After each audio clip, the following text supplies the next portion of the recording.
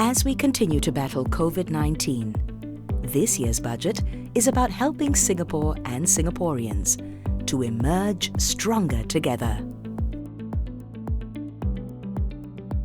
While we are seeing some signs of recovery from the COVID-19 crisis, there are still many challenges to tackle. Global economic recovery will be slow and uncertain, especially as countries turn inwards to protect their own interests. The post-COVID-19 economy will be different due to digitalisation and the reshaping of global supply chains. Climate change will also remain a serious threat. While these trends may pose challenges, they are also opportunities for us to position ourselves for a different world and secure a better future for Singaporeans. We have worked hard to improve the lives of Singaporeans over the years and will continue to see our people through the COVID-19 crisis. We continued to build new flats and rejuvenate our public housing estates to ensure Singaporeans can have good, affordable homes. To cushion the impact of the pandemic on homeowners, we suspended late payment charges on HDB mortgage arrears. We kept up works to expand our rail network and grew our fleet of buses. We made no adjustment to public transport fares last year to avoid putting additional burden on commuters. We built more hospitals and polyclinics to keep healthcare accessible. Schemes like the Community Health Assist Scheme, or CHAS, and the Pioneer and Merdeka Generation Packages keep healthcare affordable, especially for those with greater need. To fight the pandemic, we subsidized treatment for respiratory symptoms and made COVID-19 vaccines free for all residents. To give every child a good start in life, we enhanced preschool subsidies and increased preschool places. Programs like Kid Start and Uplift provided additional support to children from more vulnerable backgrounds. To support learning in a post-COVID, increasingly digital society, we will make sure that all secondary school students can have a personal learning device. We have been preparing for the future economy through the industry transformation maps and programs like Skills Future. When COVID-19 hit, we protected jobs through the Job Support Scheme. The SG United Jobs and Skills Package, including the Jobs Growth Incentive, have created new job opportunities and helped to match workers to them. Building on this strong foundation, Budget 2021 is a strategic plan to help Singapore emerge stronger from the COVID-19 crisis. We will do so in 4 ways. First, we will stay vigilant in our fight against COVID-19 as we progressively reopen our economy and resume social activities. Second, we will seize growth opportunities amidst the crisis to emerge stronger as an economy and a workforce. Third, we will further strengthen our social compact as we recover from the pandemic to ensure that no one is left behind. At the same time, we will continue to secure our future and build a sustainable home for future generations. Together as one Singapore, we can make it through the current uncertainties and build our future together. Our priority this year is to safeguard public health and resume economic activities safely. We will keep Singaporeans safe as we gradually reopen our economy. Vaccination is key. We have secured vaccines for all Singapore residents. Vaccination is free, and we strongly encourage all who are medically eligible to take the vaccine when it is offered to us. At the same time, we will keep up contact tracing, testing, and safe distancing efforts so we can quickly contain any spread of the virus. Even as we battle COVID-19, we continue to press on with our longer-term economic agenda. Beyond supporting our workers and businesses through the crisis, we will help them thrive in a post-COVID-19 world. We will continue to protect jobs, especially in harder-hit sectors. We will further extend the Job Support Scheme, or JSS, for sectors that continue to be hard hit, such as aviation, aerospace and tourism, up till September 2021. Firms in sectors that are generally recovering will continue to receive JSS up to March 2021. We are also supporting our businesses through this crisis. We have earlier extended the temporary bridging loan program and enhanced the enterprise financing scheme to help businesses with access to credit. For sectors that continue to be hard hit by COVID-19, we will provide additional support. The aviation sector will get more cost relief. It will also get targeted support to help it retain its capabilities and prepare for recovery. The arts and culture and sports sectors will also get more support to help them recover. We will also continue to help our taxi and private hire car drivers through the COVID-19 Driver Relief Fund. Beyond these relief measures, we are also looking ahead. By accelerating our economic transformation, we can secure a better future for our people and businesses. We will set aside $24 billion to help our firms and workers to emerge stronger. Our goal is to improve the lives of Singaporeans through good jobs. We will create new jobs and equip Singaporeans for them. The Jobs Growth Incentive will be extended to create more opportunities in growth sectors and encourage employers to hire early. Firms hiring eligible workers, especially mature workers, persons with disabilities, and ex-offenders, can get up to 18 months of wage support. We will also help more mid-career individuals and fresh graduates and prepare them for new jobs by extending the SG United Mid-Career Pathways, SG United Skills, and SG United Traineeships programs. Beyond broad-based upskilling efforts, we will groom our people to be leaders in technology and innovation through the Innovation and Enterprise Fellowship Program. We will also ensure a right mix of local foreign manpower to support our economic growth and reduce our reliance on foreign labour where we can. This includes tightening foreign worker quotas in labour-intensive sectors. We will reduce the ceiling of S-Pass holders in the manufacturing sector from 20% to 15% by 1st January 2023. We will also continue to review our S-Pass framework to maintain a right mix of local foreign manpower. In tandem, we will provide more help to support wage increments for companies to keep or attract local workers by extending the wage credit scheme for a year.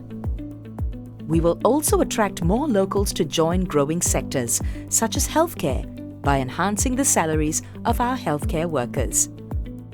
Even as we bring in foreign professionals with specialist skills that we lack, we will help our local workforce pick up these skills by extending the Capability Transfer Program till end September 2024. As we strengthen our workforce, we must also ensure that our companies can seize growth opportunities and compete effectively in a post-COVID-19 world. Innovation is key to this. We will support innovation through the Corporate Venture Launchpad and the Open Innovation Platform. We will also facilitate global collaborations by expanding the Global Innovation Alliance. To help businesses innovate and grow, we will provide greater co-funding support. we will help high-growth enterprises, including startups, get access to capital through the Enterprise Financing Scheme Venture Debt Program. Large local enterprises can tap on the Local Enterprises Funding Platform as they scale and expand overseas. We will also help our businesses digitalize and adopt new technologies through the Emerging Technology Program. At the same time, we will ensure that our local businesses can compete effectively in a post-COVID-19 digital world. At present, overseas suppliers have an edge over our local suppliers as they are not subject to GST for low-value purchases up to $400. We must close this gap as we prepare for an increasingly digitalized world where e-commerce is a common way to buy and sell goods. Therefore, from 1st January 2023, GST will be extended to imported low-value goods and business-to-consumer imported non-digital services. This will help to level the playing field and enable our local businesses to continue to compete effectively. As we accelerate our economic transformation, our recovery from the pandemic is also an opportunity to strengthen our social compact and ensure that no one is left behind. When COVID-19 threatened livelihoods, we intervened aggressively and provided relief to tired Singaporeans over immediate difficulties. We helped Singaporeans with their household expenses through the Care and Support Package. More support was given to those who lost their jobs, as well as self-employed and gig workers through measures such as the COVID-19 Support Grant and the Self-Employed Person Income Relief Scheme. Lower-income households received additional support via the Workfare Special Payment, Grocery Voucher, as well as higher GST vouchers. Even as we have made progress in our fight against COVID-19, we understand that many families continue to face pressure. Some groups remain disproportionately affected. We will help all Singaporeans cope with the lingering impact of the pandemic on their livelihoods. Workers and self-employed persons who lost their jobs or suffered significant income losses will continue to receive help through the COVID-19 Recovery Grant. We will also help households with their expenses during this period of uncertainty. We have set aside about $900 million for the new Household Support Package to provide additional support to families with more help for lower and middle-income households. All eligible Singaporeans aged 21 and above will receive a one-off GST voucher cash special payment of $200 each. This is on top of the permanent GST voucher cash scheme. Each child below age 21 will also receive an additional $200 top-up through their Child Development Account, EduSave account, or Post-Secondary Education account. Eligible HDB households will also receive an additional 50% of GST voucher USave through the GST voucher USave special payment. This amounts to between $120 and $200 more utilities rebates per household. The Service and Conservancy Charges rebate, or S&CC rebate, will also be extended for another year. Every Singaporean household will also receive $100 worth of Community Development Council vouchers, or CDC vouchers, to be used at local heartland shops and hawker centres. We have steadily strengthened social security over the years, and we are determined not to allow COVID-19 to set back our efforts to sustain social mobility. We will continue to build a society where no one is left behind, with opportunities for every Singaporean at every stage of life. We start early. We have enhanced preschool affordability and accessibility, and strengthened support for students with special needs over the years, to bring out the best in every child, no matter his or her starting point. We will do more. We are looking to pilot a new inclusive support program, which will enhance early childhood support in more preschools, so that more children with developmental needs can attend preschools alongside other children. We will continue to step up our efforts to build an inclusive society for all by providing more help for those who need it most. We formed the tripartite work group on lower wage workers last year to look at ways to further uplift wages and well-being of lower wage workers. To support more families living in rental flats, we will scale up Comlink nationwide to cover 14,000 families with children over the next 2 years. We will boost job prospects for persons with disabilities. We will also continue to identify and help those who need more support. This includes studying ways to further enhance job security, retirement adequacy, and provide more support for our workers and self-employed persons. We will also help our seniors stay active and to stay in the workforce if they wish to. We will set aside more budget for the Senior Worker Early Adopter Grant and Part-Time Re-employment Grant to encourage more employers to keep their older workers. Earlier generations of Singaporean leaders have laid the foundations of long-term planning and sustainable development. They took care of our environment and secured our future for us. Likewise, we must continue to develop sustainably and safeguard Singapore's future for generations to come. We will build on our strong foundations and embark on a whole-of-nation movement to build a sustainable Singapore for all generations. Our key initiatives include adopting cleaner energy vehicles and our efforts to become a car-light society. We have set aside $30 million for electric vehicle or EV-related initiatives. This includes supporting EV adoption by speeding up the deployment of charging infrastructure to reach 60,000 charging points at public and private premises by 2030. We will also incentivize drivers to adopt EVs early. In tandem, we will reduce usage of internal combustion engine vehicles by raising petrol duties this year. Duty for premium petrol is increased by 15 cents per litre and 10 cents per litre for intermediate petrol.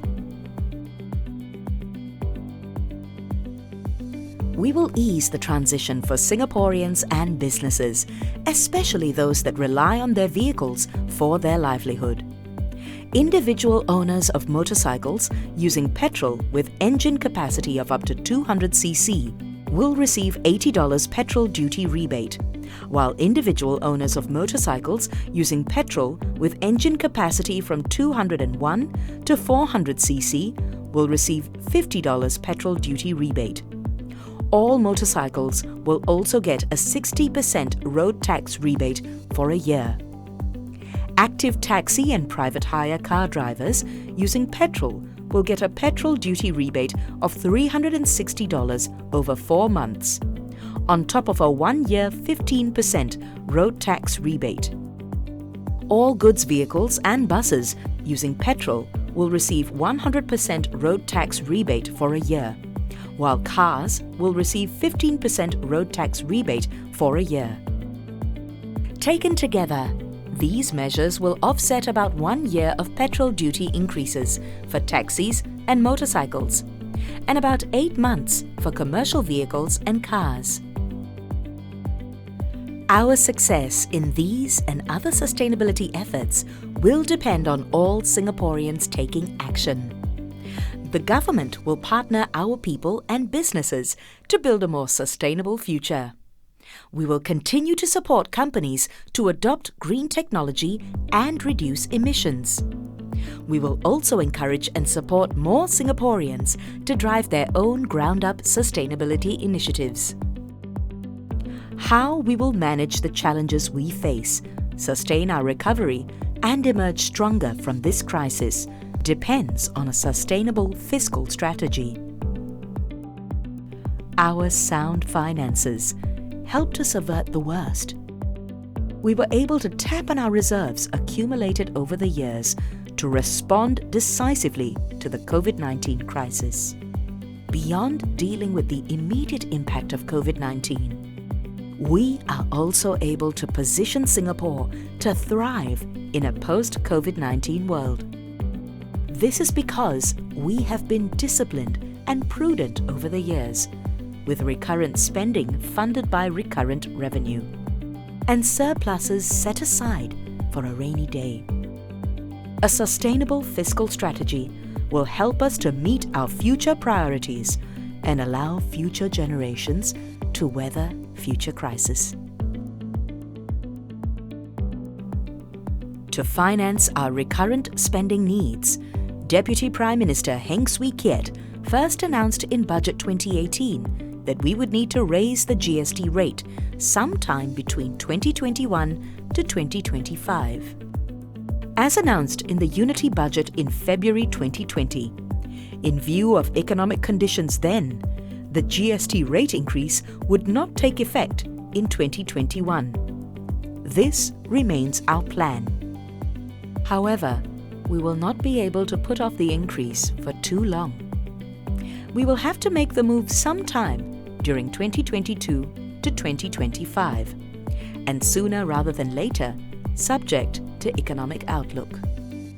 We will continue to ensure that our taxes and transfer system remains fair and progressive. We will continue to absorb GST on publicly subsidized healthcare and education. To help cushion the impact when the GST rate is raised, we have set aside $6 billion for an assurance package.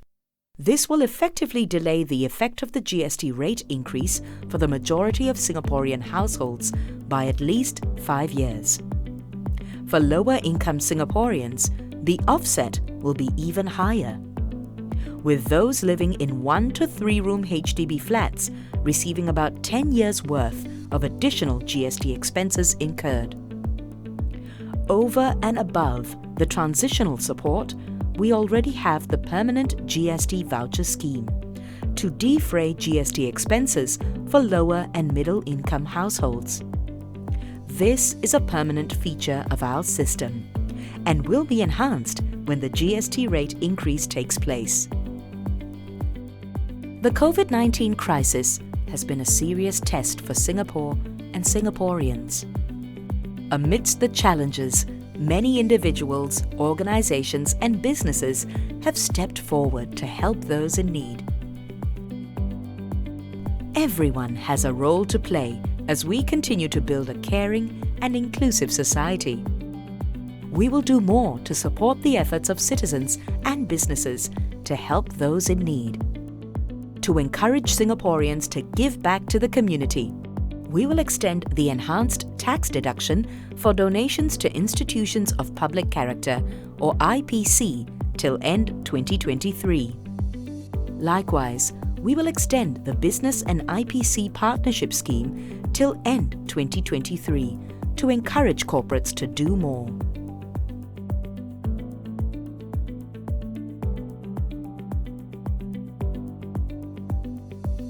Budget 2021 will help Singapore and Singaporeans continue to deal with the COVID-19 crisis, sustain the momentum of our recovery, and position our country to thrive in a post-COVID-19 world. Together as one Singapore, we will emerge stronger towards a sustainable future for all. Let's see what are the benefits that a young couple living in a 3-room flat with a monthly household income of $4,500 and a young child will receive in 2021. From the household support package, they will receive about $1,000. This includes the GST voucher cash special payment, GST voucher U-Save special payment, top-up to Child Development Account or CDA, CDC voucher, and the SNCC rebate.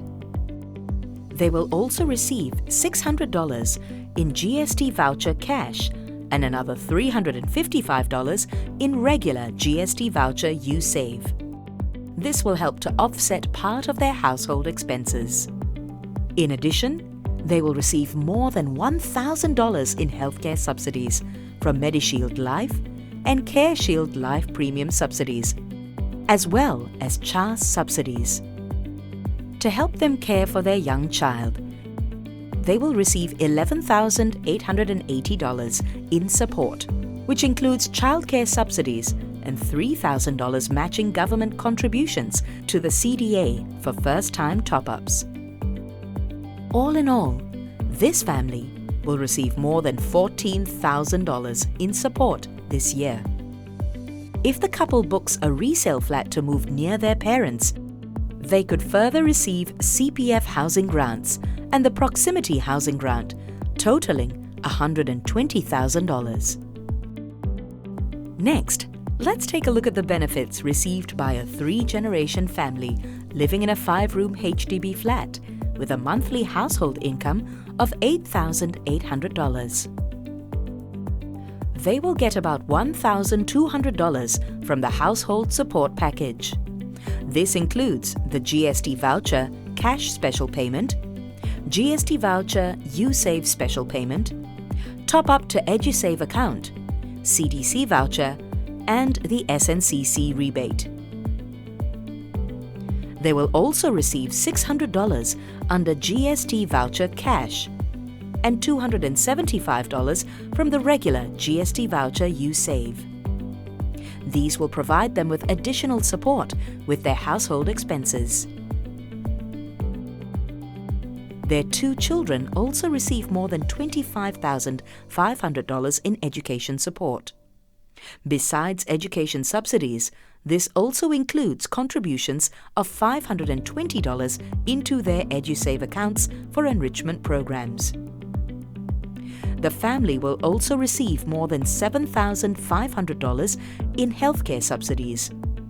Besides MediShield Life and CareShield Life premium subsidies, as well as CHAS subsidies, this also includes $3,600 from the Home Caregiving Grant and Pioneer Generation Disability Assistance Scheme to care for their elderly grandmother. The grandmother will also get a total of $500 in annual MediSave top-ups under the GST voucher MediSave and the Pioneer Generation package. In total, the family will receive more than $35,500 in support this year.